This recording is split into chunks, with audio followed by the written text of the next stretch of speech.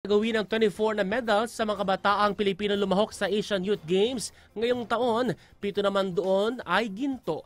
Natapos bilang 12th place ang Pilipinas sa natapos na Asian Youth Games na ginanap sa Bahrain, kung saan makakatanggap ng mga batang atletang Pilipino sa Philippine Sports Commission ng mga incentives sa kanilang pakikilahok at pag-represent sa ating bansa.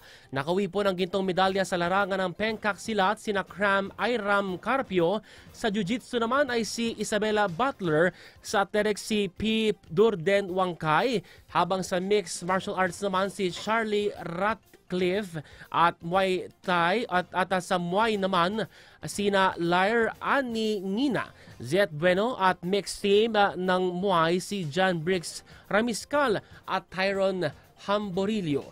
Makakatanggap ng 250,000 ang mga manlalarong nanalo ng gintong medalya galing po sa Philippine Olympic Committee, 150,000 naman sa mga nakasungkit ng silver medal at 75,000 pesos naman sa mga nanalo ng bronze medal. Ito po ay alinsunod ng POC at PSC sa batas ng Republic Act 10699 o pagkilala bilang National Athletes and Coaches Benefits and Incentives Act. Bukod po sa cash prize na mag-uwi rin po mga atleta ng mga high-end phones.